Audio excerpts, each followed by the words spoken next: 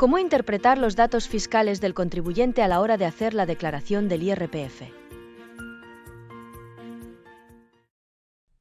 En este vídeo vamos a explicar cómo ver la información que aparece en los datos fiscales que facilita la Administración Tributaria al contribuyente y cómo mirarlos de cara a la realización de la liquidación. En primer lugar, aparece el nombre del contribuyente y dos cosas que son importantes. Por un lado, la edad.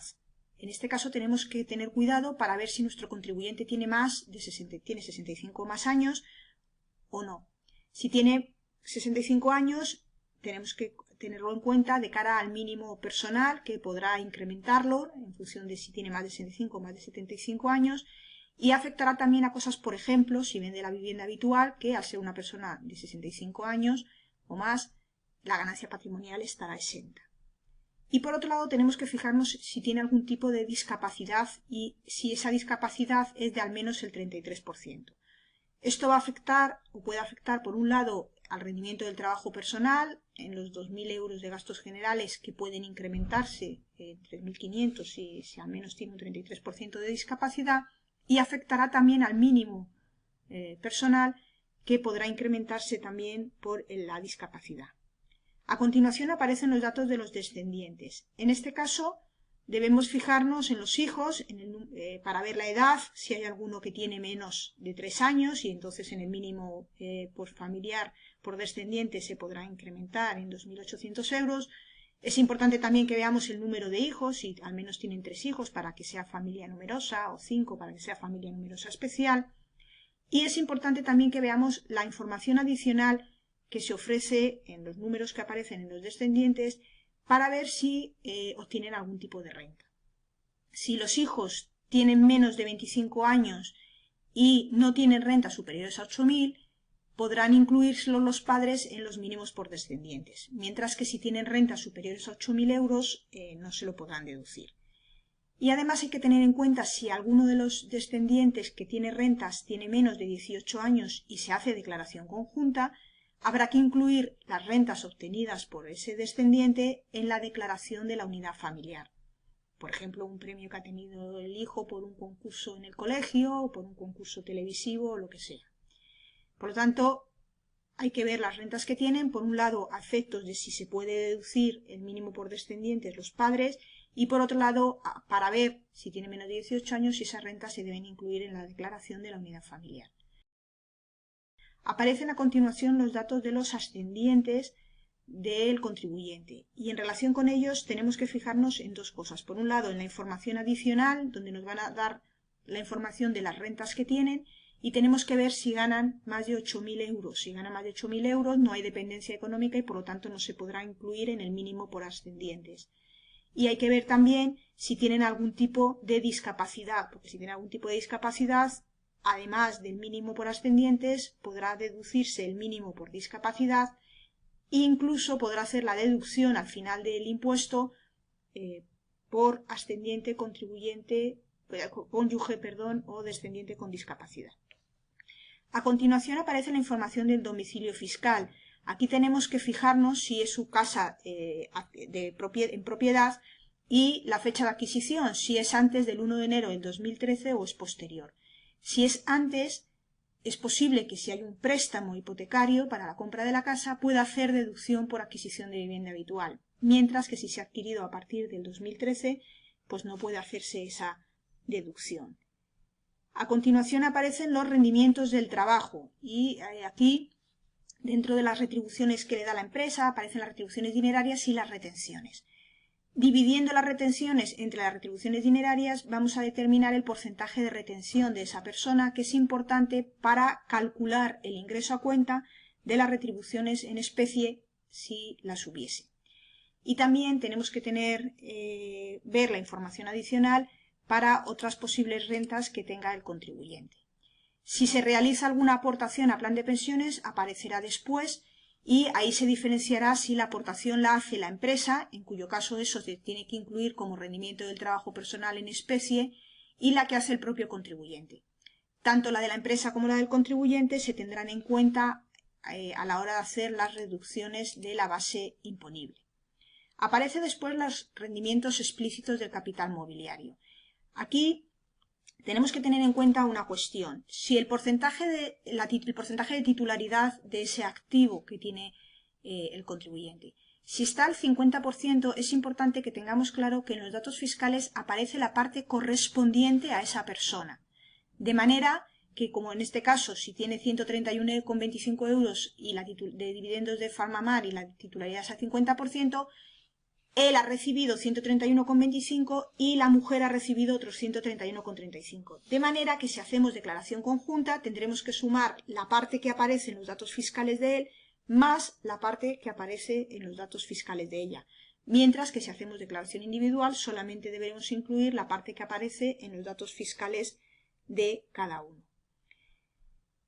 En relación con los dividendos, pues conviene mirar la última columna, los gastos de administración, porque como sabemos, los gastos de administración y custodia es el único gasto deducible del rendimiento del capital mobiliario.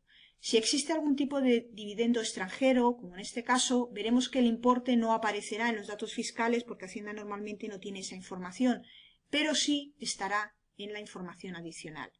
Como esos dividendos de esas acciones son al 50%, tenemos que tener en cuenta que en la información adicional nos va a aparecer la de los dos. Si hacen declaración conjunta pondremos ese importe, pero si hacemos declaración individual habrá que imputar el 50% a cada uno de los cónyuges. En la medida en que hay una renta extranjera, también va a haber una deducción por doble imposición internacional, la menor del impuesto pagado en el extranjero o el impuesto pagado en España. Nos aparecerán después la información relativa a la transmisión y amortización de activos. Y aquí tenemos que tener cuidado porque sabemos que la venta de bonos, obligaciones y de títulos representativos de la cesión a terceros de capitales, esa información constituye un rendimiento del capital mobiliario, ¿vale? Y si os dais cuenta, tanto en los datos fiscales aparece el valor de venta y el valor de adquisición. Tendremos que tener en cuenta en la información adicional si ha habido algún gasto vinculado a la compra o a la venta. Y en este caso tenemos que tener cuidado porque los gastos de la compra y venta que aparecen en la información adicional son globales del matrimonio. Si estamos haciendo declaración individual, deberemos imputar la mitad a cada uno, si esos títulos son al 50%. Posteriormente aparece la venta de acciones, que como sabemos son ganancias patrimoniales.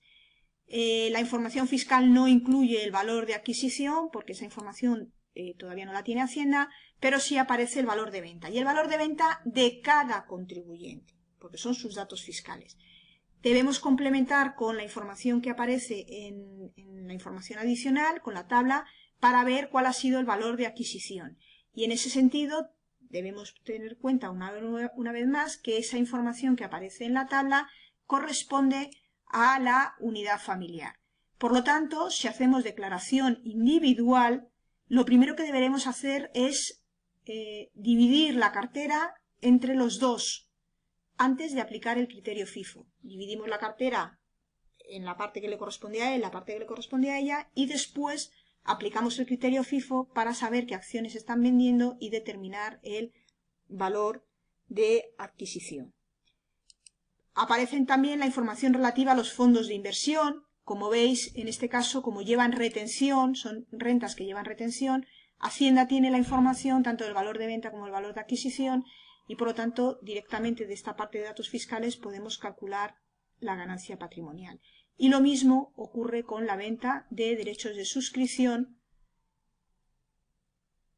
que también Hacienda, al llevar retención, conoce cuál es el valor percibido. A continuación aparecen los préstamos y créditos relacionados con los bienes inmuebles. Y aquí tenemos que tener en cuenta dos cosas. Si ese préstamo está relacionado con la vivienda habitual, que hemos dicho al principio, que se ha adquirido antes del 31 de diciembre del 2012, podrán hacer una deducción por adquisición de vivienda habitual, el 15% de la suma del capital amortizado más los intereses. La información que aparece en la caja es la que ha pagado cada uno de ellos. Luego, si hacemos declaración conjunta, tendremos que hacer el 15% y sumar el capital y los intereses que ha pagado él y los que ha pagado ella. Si aparece algún otro préstamo, tenemos que tener cuidado porque ese otro préstamo puede estar vinculado a otro inmueble que tenga el contribuyente y si ese inmueble ha estado alquilado y por lo tanto ha generado un rendimiento del capital inmobiliario, sabemos que dentro de los gastos deducibles del capital inmobiliario están los intereses de ese préstamo. Luego, en este caso, esos intereses serían deducibles y los tendríamos que tener en cuenta a la hora de calcular el rendimiento del capital inmobiliario. Aparece después la información de donaciones, aportaciones a partidos políticos, que eso no tiene ninguna cuestión complicada, y después aparece la información catastral de inmuebles. Aquí es importante que tengamos claro que tanto el valor catastral del total y el de la construcción se refiere al total del inmueble. Y por lo tanto, si es un inmueble que está al 50%, si vamos a calcular una renta imputada o un rendimiento del capital inmobiliario y usamos ese valor catastral, tendremos que tener en cuenta que es la mitad la que le corresponde a cada uno. En la información de los inmuebles también debemos mirar el número de días. El número de días nos va a dar una pista, si no son todos los días del año, si ese inmueble se ha comprado durante el año o se ha vendido a lo largo del año. En la información adicional nos van a aparecer los gastos del valor de compra, los gastos relacionados con la compra, y ahí nuevamente tenemos que tener en cuenta que esa información es de todo el inmueble. Si hacemos declaración individual, deberemos coger la mitad de esos importes a la hora de calcular pues, la amortización, los gastos deducibles o pues, la renta imputada si ha estado vacío el piso. Y luego aparece por último la transmisión de bienes inmuebles, si ha vendido algún bien, que el valor de transmisión aparece en los datos fiscales, pero no así el valor de adquisición, que lo tenemos que buscar en la información adicional. El valor de transmisión es el global, el pagado por los dos. Por lo tanto, a la hora de calcular la ganancia patrimonial, pues tendremos que tener en cuenta que si la declaración es individual, tendremos que tener en cuenta que es el 50%.